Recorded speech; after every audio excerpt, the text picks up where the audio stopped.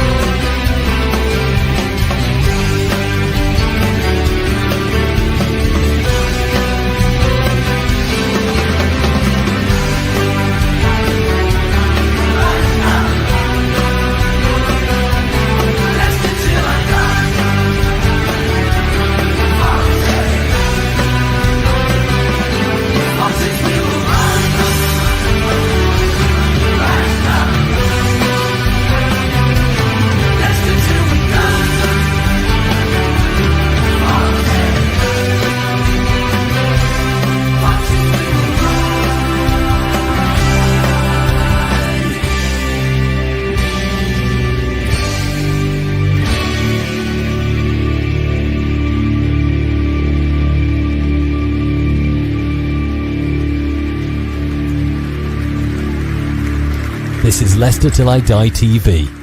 Watch and subscribe on YouTube and listen on your podcast platform. Good afternoon and welcome along. This is Leicester Till I Die TV, and we are talking BC game with my guest this evening, or this afternoon even, the Grim Reaper, Maguire, football finance expert and star of the Price for Football podcast. Obviously, he's been on the channel a few times talking finance. How are you doing, sir? I'm good. I do feel a bit horrible, really, because I end up on so many shows when there's bad news. Derby County fans about 2 or 3 years ago, they were sick of the sight of me. Going into administration, selling to a guy who turned out to be a fraudster, various shenanigans. Mike Ashley appeared on the horizon at one stage. So I'd pop up on Radio Derby or one of their similar podcasts to yours and just, oh no, not him again. It can only be bad news. I know. But then again, you do know your stuff, and that is a compliment to you, sir. Look, it's been rumoured for a while about our sponsors, BC Game, and we know they signed up for a 2-year deal, and then after that we can't have betting companies on our shirts anyway. I actually reached out to BC Game Direct, and this was back on a week ago, 21st of November, when it first sort of started coming out. I wrote to emailed their PR department, and in fairness to them, which surprised me, I actually got a reply. Fair play. How true this is, but I mean, just to quickly go through it, thank you for reaching out and bringing this to our attention, as if they didn't know. Firstly, BC Game is still operating normally. The company remains financially strong and actively managing legal matters related to Block Dance BV and Small House BV. BC Game continues to meet all financial obligations, including the sponsorship agreement with Leicester City Football Club. Our partnership remains unaffected. And it goes on and on. And then last night, via a link on your own Twitter, the details came up below. josimar.football.com has discovered that the operator is running one of the largest illegal betting networks in continental Europe. Obviously at this point, I don't know if this is true or not, but it's not a good look, is it? No, I quite often use the phrase when looking at the rather unhealthy relationship between the football industry and certain elements of the gambling industry. And let me put my cards on the table. I gamble. Yeah. Okay. First of all, I buy a lottery ticket every week. That's gambling. Yeah. Secondly, I do something which I refer to as an emotional hedge. So when I bet on matches, I bet on my team to lose. If I think that everybody else is far too convinced that we're going to win. So I'm a Brighton fan. We've got, and we do you a favour tonight, actually. We've got, we've got Southampton at home. Yeah.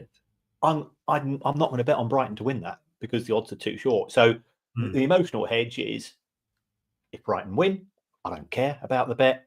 And if Brighton don't, at least I've got something to come home to. So I'm not opposed to gambling, what I am opposed to is the behaviour of the gambling industry, and also the fact that we have seen many football clubs in recent years get involved with things connected to gambling. So if we take a look at BC Game, a crypto casino. Well, crypto is gambling, and gambling is gambling, and casino is gambling. So you've got gambling squared. So if they don't get money out of you one way, they'll get it out of you from another. Also, the fact that we are seeing an increasing number of overseas-based gambling organisations. So let's be honest, they're not interested in the pounds and the pennies of the good people of Leicester City itself, because their target demographic will be the Asian and African markets. But these people still need protecting as well. And the Premier League is such a strong brand, and you've got Leicester City, who are, I think it's fair to say, a senior team as far as the Premier League is concerned. And a very high Asian population as well. Exactly. So you put those factors together, and what that does, it gives legitimacy to BC Game. And that's what these organisations are after. So they're not after your money or my money, they're after legitimacy. And they say, well, if it's on the front of a Premier League shirt, then it must be fine. But Chelsea 2 years ago, they had a sleeve sponsor again from the crypto space, an organisation called Whalefin. That was supposed to be a £20 million deal. That disappeared because they didn't pay up. Then we had the issues with Roma and with digital bits, didn't pay up. We saw Forest and QPR with the football index debacle. Again, it's not pure gambling, but it's gambling with a small g. And even Manchester City have been involved with a organisation. Again, it's as soon as you start to do your homework on these organisations, things start to fail the smell test. And you've got to give Josimar a lot of credit. They go into the weeds. Yeah, they dive deep to find out the background of organisations such as BC Game. So that's where we are. So is it bad news for Leicester City? Well, it might be. And the reason for that it might be is we don't know whether they paid or not. Yeah. You know, and let's be perfectly blunt. Nobody actually cares whether BC Game exists or not. From a Leicester City fan's point of view, because no Leicester City fans in this country will be using their services. What you do care is, did Leicester City negotiate a decent fee, and have they paid us? So I would assume that the first is a yes, because when I talk to commercial directors, the one message that they're constantly saying is, we don't particularly want to deal with people like this, but they pay the most. Yeah. And when we're under pressure, just like everybody in life is, we're under pressure to maximize commercial revenues. And as fans, we don't particularly care so long as it's a large amount of money. So that's the position with which we find ourselves. The more you investigate, the more sordid it becomes. The interesting thing upon the point you made there is, when you click on the link for BC Game, it actually comes up that this is not valid in your country. If you just do a general Google search, and then it takes you to another link that is supposedly legal for your country, which immediately that got me thinking. Like you say, I mean, in regard to who we deal with, and I'm kind of feel a little bit sorry for Leicester, because financially, when we got promoted, we were all over the place. Let's be honest with you, And from what I have heard, the top two offers we had for shirt sponsorships were both from betting companies or gambling companies, and BC Game were offering the most. I presume some form of due diligence is done when these deals are being signed. You would like to think so. But I think if that might just involve BC Game sending Leicester City a screenshot of a bank balance. And also, if Leicester City have received, and it could be that the contract was organised in such a way that on the signing on the contract, BC Game had to pay a certain amount of money within 24 hours. They honoured that. Yeah. Where's the rest of the problem? My concern is that it is unusual, but unusual is not the same as always. It's unusual for a sponsor to pay the whole 1 year sponsorship fee up front. Normally, they pay a significant deposit and then they pay a couple of installments during the year. So we don't know where we're up to. So BC Game can legitimately say we're not in arrears in terms of what we're owing to Leicester, and that will be the case. But it could be that they're due to pay some money on the 1st of January. They're due to pay some money at the end of the season. We don't know the exact details. No. I think the club could put this all to bed by coming out with a statement. And sorry, and I laughed then because Leicester City and coming out with the statements are not two sentences that go well together these past few years. Yes, yeah, and that's where I think some clubs can take a lead from others.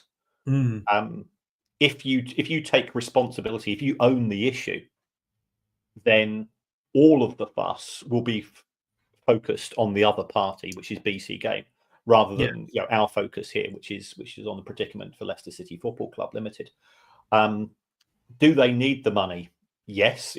We know when it got to the end of June that they were going to breach the PSR rules, and therefore they had to find a solution for that, and they found a Keenan Dewsbury Hall sized solution for that. And you have to feel also for the player involved, because he's been used as a commodity by the football club to dig them out of a problem. It's certainly not in the best interest of his career from what we've seen to date. And from what I understand, he's a thoroughly nice young man as well. So his career has been sort of not thrown in the fire, but it's certainly been put on hold in terms of development because of this, which is a shame for the individual concerned. I know it is, and like you said, that was an alleged £40 million black hole when we came up. 30 we got for Kieran Dewsbury Hall, and 10 obviously for Enzo. Very nice of Chelsea. All we need to do now is for him to loan Kieran Dewsbury Hall back to us in January, and then my conspiracy theory will be complete. But like you say, whether the BC Kane paid anything up front, I suppose it depends whether that 40 million was the correct amount or not. If it was more, that they may have had to. But look, I can understand taking away for the moment the illegal part of it, which we might come on to in a minute. I can understand BC Game targeting Leicester because, like you say, if they're looking for a club with a big Asian following, that is Leicester City, and like you say, it's Premier League. And I've worked in advertising all my life, and yet any sort of thing that you can grab onto and get that links and helps you go for it. And when I first sort of spoke to them and about being declared bankrupt, and it was another part of the company and it was financial, again, to a degree, I get that because I've worked for a company that wasn't financially in trouble, but the parent company was. So that was the other way around. And it was using our money, funnily enough, to bail out their casino side. Who knew? And it took the whole, deck of cards, as they say, the house of cards fell down. This, I presume, will have an effect on Leicester and the PSR, sort of, and the figures that we put in at the end of December. No, because the figures that have to be submitted to the Premier League by the 31st of December covers the period for the 3 years up to the 30th of June 2024. So this deal is exempt from that. Right. Leicester were clearly in a challenging position, but as you say, I'm a Brighton fan. I'm used to Chelsea digging my team out as well. We got 22 million for Potter, 25 million for our third choice goalkeeper, and we're going. Yes, we'll have it, but and they say feeder clubs don't exist, eh? yeah. They've had 18 members of staff from Brighton. go to Chelsea. 18. 18. Well, you've taken my 10, I think it is, and trumped me then.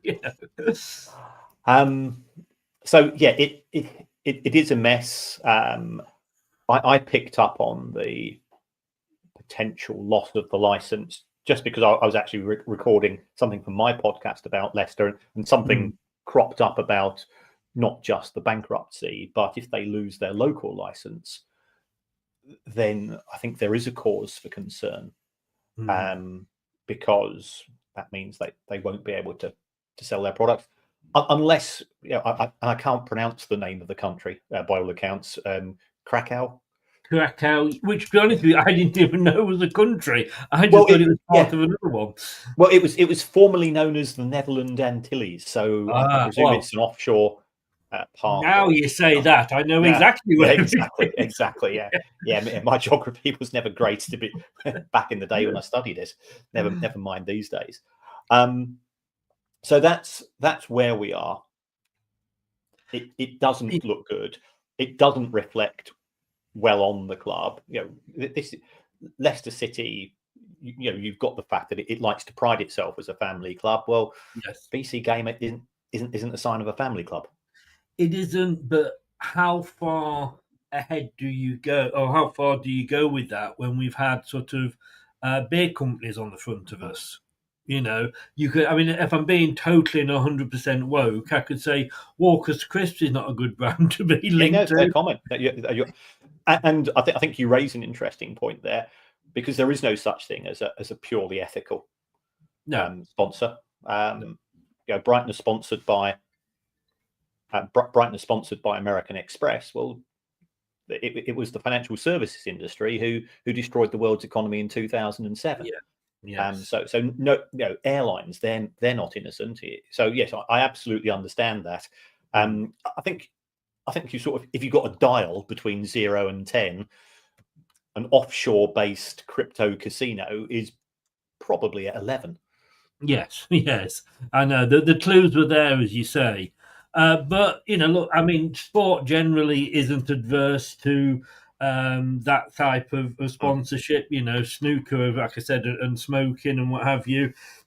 What really worried me is the Josmar. When I read this, I think last night, it came up yesterday, and I was flicking through my X and saw your link and went on to it. Josmar has discovered, as I've put down below there, that the operator is running one of the largest illegal betting networks in continental Europe. Now, that's the scary bit, but no matter how good a due diligence you do, unless you got the FBI doing it for you, that probably isn't going to show up, is it? That's right. So I think Leicester do deserve a pass on this, on this particular issue. Signing up with them to begin with is I think a separate reservation. But again, if you take a look at Derby County 2 years ago, they managed to, the guy that was trying to buy them, he managed to convince the administrators, the previous owner of Derby County, the EFL, and the likes of Goldman Sachs that he was legitimate. Yes. And then things started to unravel, and now he's doing 25 years for was it wire fraud, they call it in the United States, but effectively just sort of fraud type things. Fraud, yes. So there are lots of suspect organisations out there, and I can assure you that bigger football clubs than Leicester City, and that's not a criticism of Leicester City. No. Have also got into relationships with people or organisations they would have been better off avoiding. And we use the phrase "blinded by the check." Yes, I mean that is a very good point, and I think more so in a way for Leicester, because we needed the money. To be honest with you, I mean we are quite lucky that we have got King Power that can bail us out as a sponsor. They did it last season. They were sponsor for the shirts, but obviously doesn't bring as much in as an external sponsor. I can remember West Ham having half a season with no sponsor at all on the shirt because an airline or a holiday company had gone out of business. And Man City's previous owner to the current ones. I think he's in jail in Thailand somewhere now as well. So it's a pit of what's the word I'm looking at? I can't think of the saying. A pit of pythons, or you know what I mean. Anyway, it's murky football these days, isn't it? Well, it is, because we've got 2 more zeros after every number than compared to where we were 20 or 30 years ago, and it's like a moth to a flame when it comes to wrong-uns, the industry. There, I hate to say it, and this sounds like I'm giving it a bit of ITK. The stories I'm not allowed to tell about owners and activities and things, simply because it's just not worth taking on the legal risk of repercussions, because trying to get things over the line are a real challenge at times. Yes. Oh, even more depressing than the ones that we can talk about. I've got huge admiration for Josimar. The amount of work that they've done, not just on this case, but on many others, and they really try to get to grips and do their research. This is what investigative journalism should be about. No, definitely. Like you say, unfortunately, we're at the end of it this time.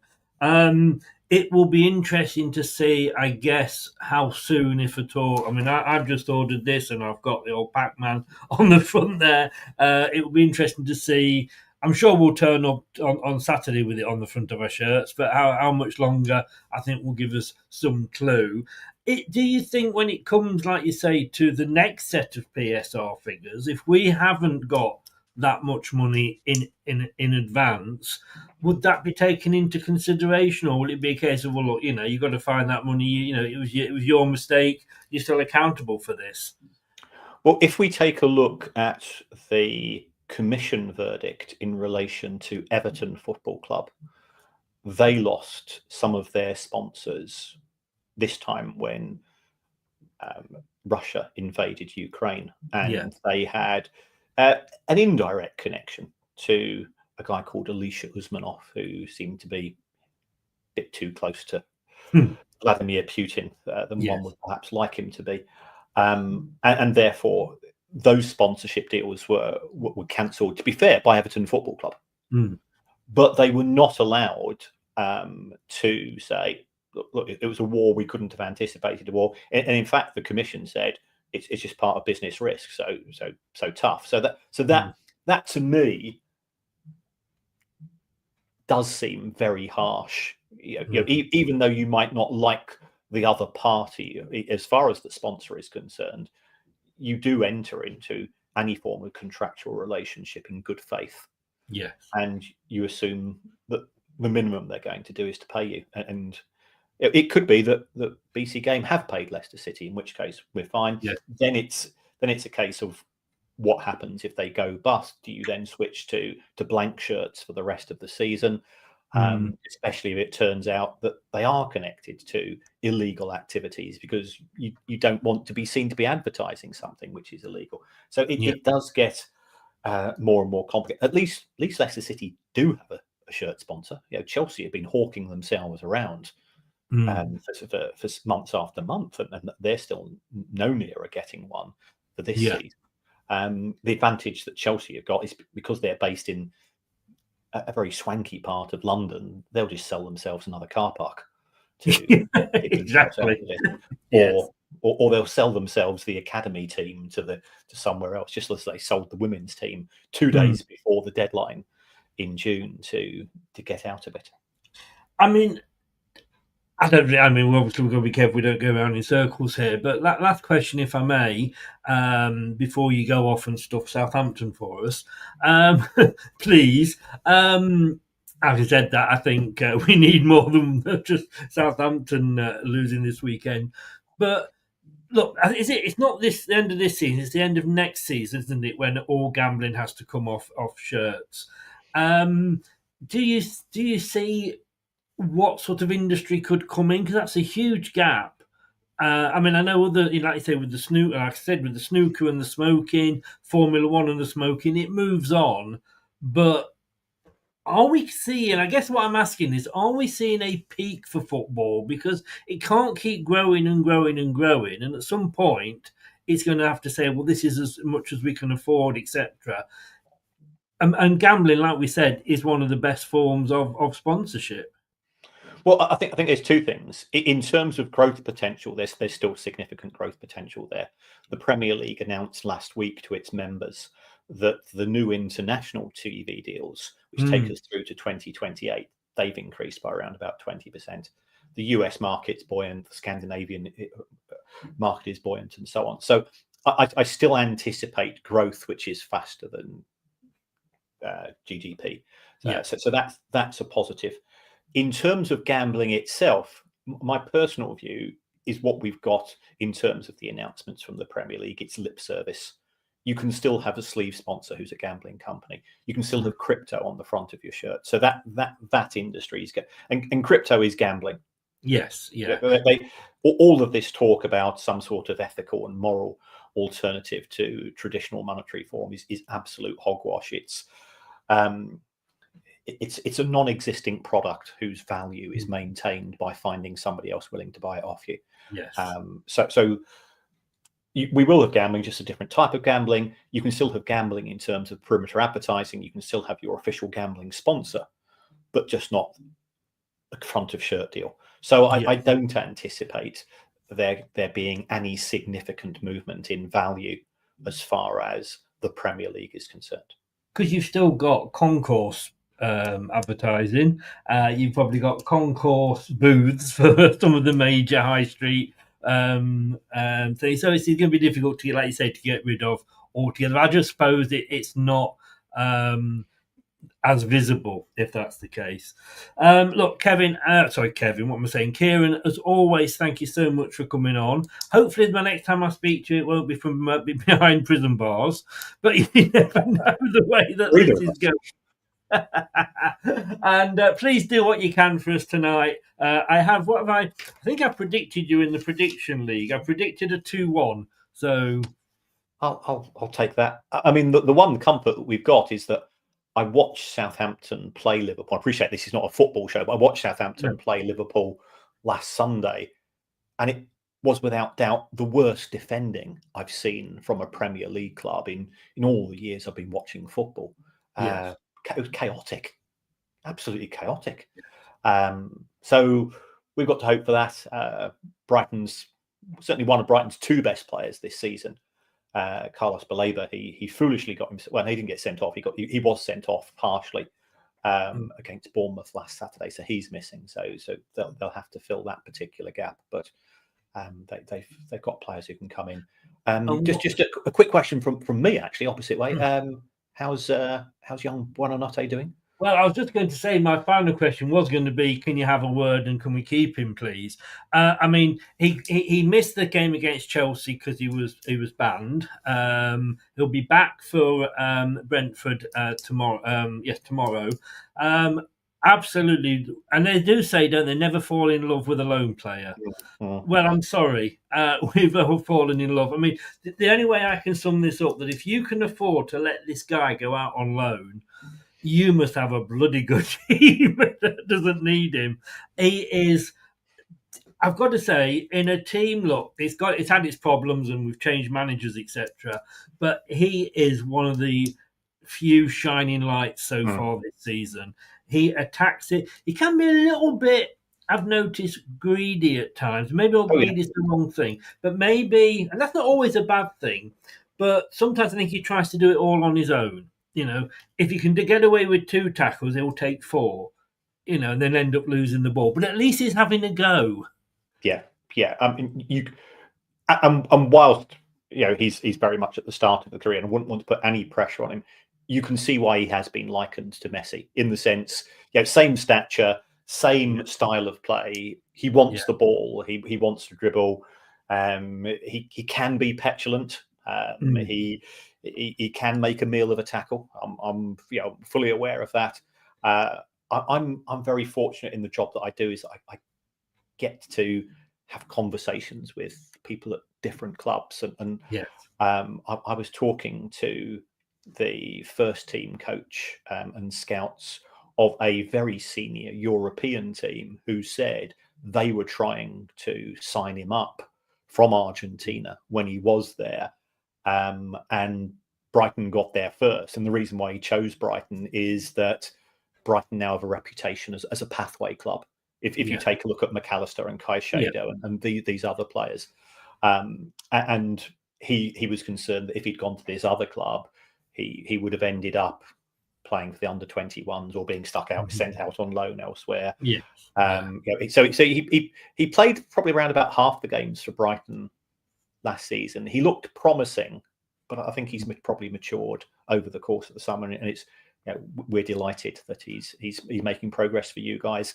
You have got a player there, as I say. If you can forget about him and well, we let him go on, or we'll forget about it, we would be very happy. But that isn't going to happen. And in fairness, we probably couldn't afford to buy him because you will have, I'm sure, and you've given him an extension on the contract, so you're covering yourselves financially. You'll get some big teams coming in for him, and you'll get a lot of money. He is a fantastic prospect. Yeah. But thank you for letting us have him for a season. Yeah, I hope he keeps you up. So do we. A for you, but B, that there's an element of self-interest here. Of course, I know the way that Brighton put together their contracts, and there will be, there will be benefits for Brighton if you stay up. Yeah. Oh, good. That's what we like to hear. I mean, it'd be worth it. It would be worth it if he does. As I say, good luck tonight. As always, Kieran, thank you so very much for coming on. I'll probably speak to you in a couple of months when something else blows up. Yes. Take care. All the best. Thank you. Okay. Cheerio now. Thank you. Bye-bye. Bye-bye. And there, I got rid of myself at the same time then. Let me just pop a Viagra. There we go.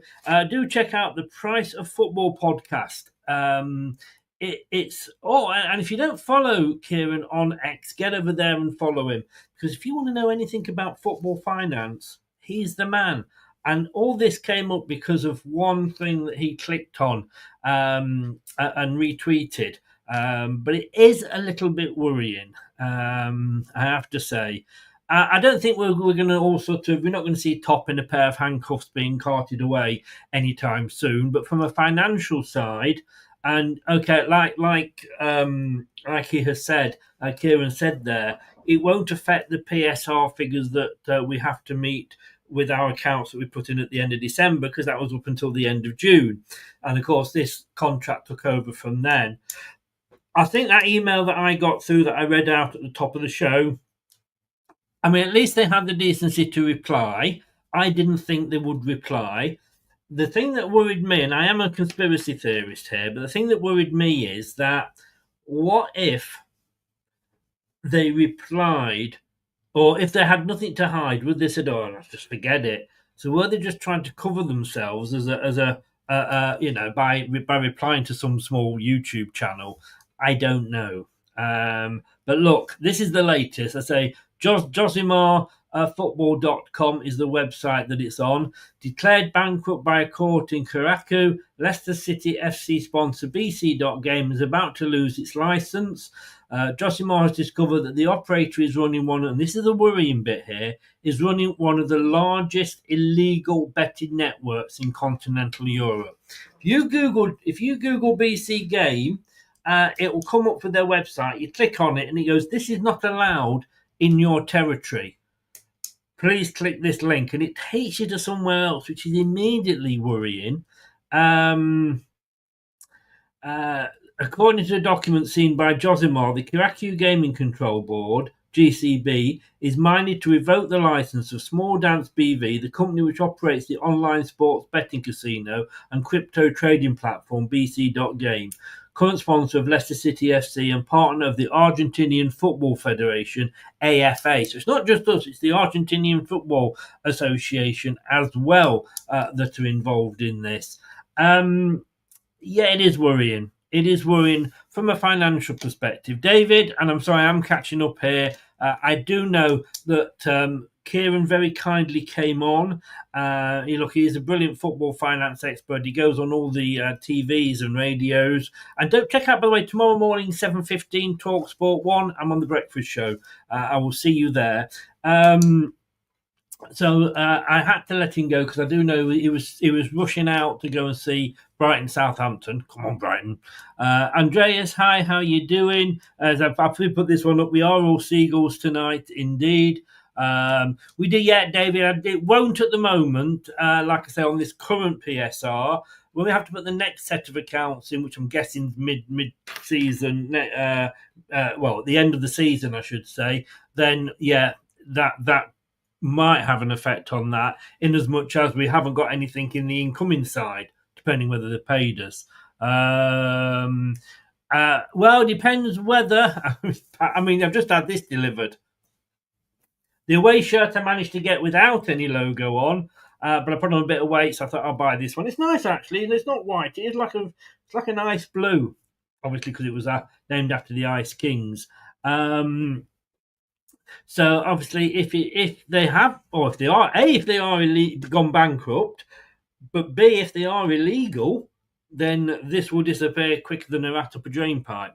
Who knows? Who knows? He's probably in a casino somewhere trying to get his money back off BC.game, allegedly. That would be nice. That would be nice. This is typical Leicester. What can I say? I don't think we actually. We said we were thinking about it. I don't think we actually went ahead or even tried to do it. I think we were just discussing it along with the other teams that got relegated as well. But I know that was never going to happen. And it's funny, isn't it? They always say, "Be careful what you accuse other people of," or don't cast stones when you live in a glass house. Whichever one of those. I'm turning into Brad, getting all my things mixed up. From the start, this sounded dodgy, especially from a sponsor nobody has heard of. I get the fact that we hadn't heard of the sponsor, because this is why sponsorship is there. If you're a particularly well-known brand, most of the time you don't need to actually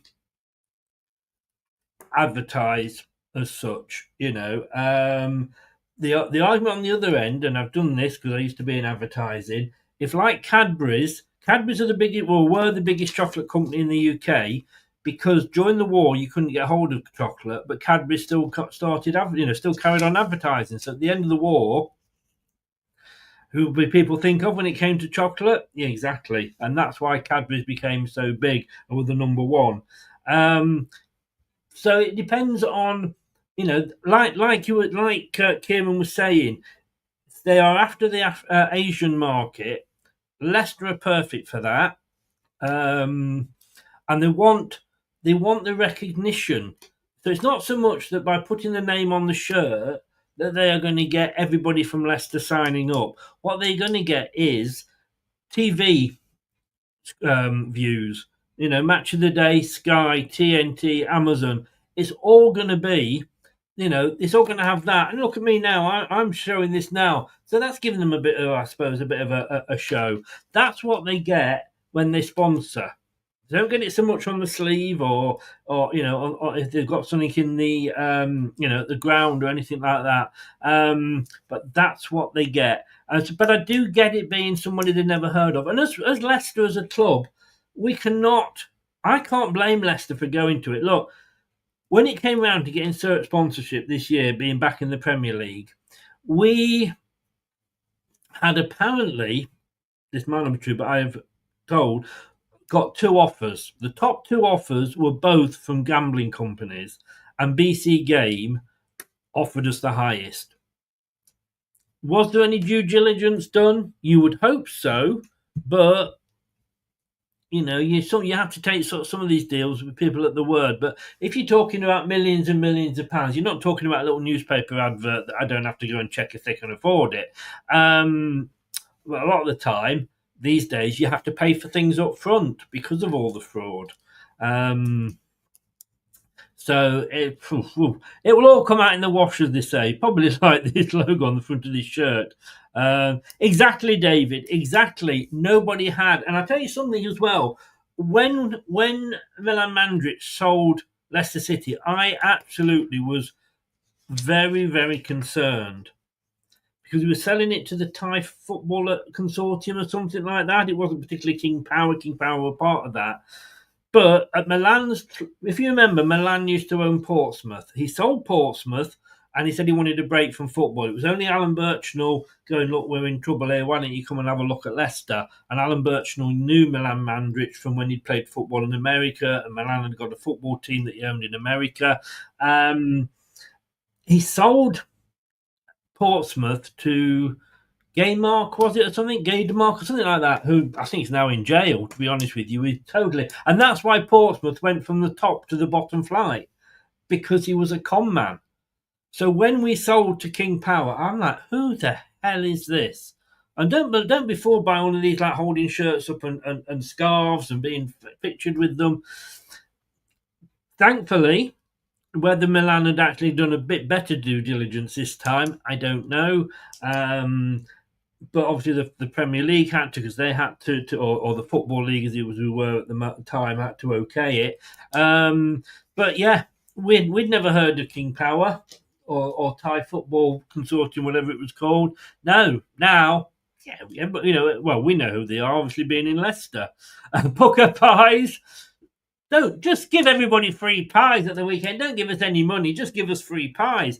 Everybody that turns up to home games gets a free pie between now and the end of the season. How about that? That would be a good deal, wouldn't it? I think that's what the players are fed on. I'm not actually fed on pucker pies. I am fed on humble pie since Steve Cooper's been sacked. Chris, if you're logging on to Ladbrokes, Carl, etc., when in the USA you get a not allowed in this country, so not necessarily bad news. Okay, I didn't know that. I'm not a gambler. I've got a Bet365 account. That's so I can watch some of the games, because if it's one of their feature games, they will actually show it. That was the only reason that I logged on, and I put a tenner on, and I think I'm at about 11 quid or something like that.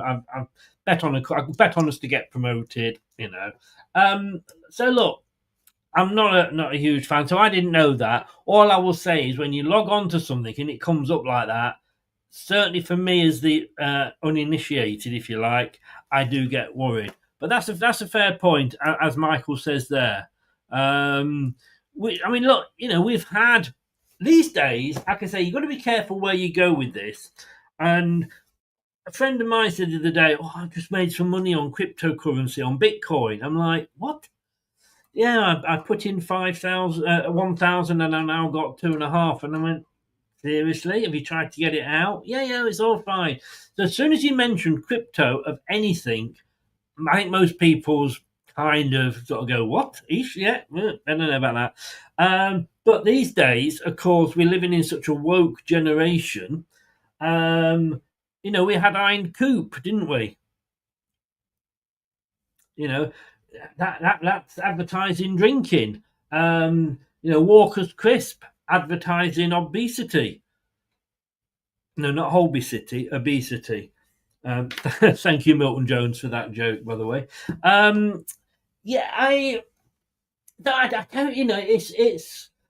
like Walker's because Walker's was a local company. Well, they're not, because they're owned by PepsiCo, but they're based in Leicester. Top Tiles, you can't. Let's be honest with you. How can you go wrong with a sponsor like Top Tiles? You can't, can you? Really? So on a safety point, they were the best. I like the King Power, I have to say. But look, our sponsors, it says here, is being owned by a company that is running one of the largest illegal betting networks in continental Europe. Will we still have BC Game on the shirts tomorrow when they run out? Will we still have BC Game when we turn up at the King Power on Tuesday? Who knows? Guys, look, thank you so very much for popping in. It was a bit of an early one because I had to get Kieran on when I could. And to be honest with you, I could have run it as a premiere later, but I might as well go live. Look, it's all over my social media. Watch it live or catch up. And in fact, we usually get more people watch the videos copping up. Yeah. Well, look, you tell me then. You tell me. I'm just trying to think of one that isn't particularly these days and not woke. You know what I mean? But yeah, so more people watch the videos catch up than they do live because there's so many of us. I'll be back later, 6:30 tonight for the preview of Brentford again because of the gentleman has yes, but you see, you say that good old days of Iron Coop, but alcoholism. You can't advertise drinking. No, all those teenagers that will see, a brewer on the front of our sponsored shirts, and then they'll go out and think, "Oh, I'm going to have a pint of that," and be drinking behind the bike sheds. 6:30, I'll be back with Mr. B, Brentford fan. 6:30 this evening, discussing tomorrow's game. Thanks very much, everybody. Take care. Thanks for being in the chat. If you're watching this on catch up, add your comments into the chats below. Always interested to see them. And do remember, like, subscribe, and share. Thanks very much, guys. Good night. Thanks for watching. These videos are tremendous. You'd better like them too, or I'll be back. This podcast is proud to be part of the TalkSport Fan Network. TalkSport. Powered by fans. That will conclude this evening's entertainment.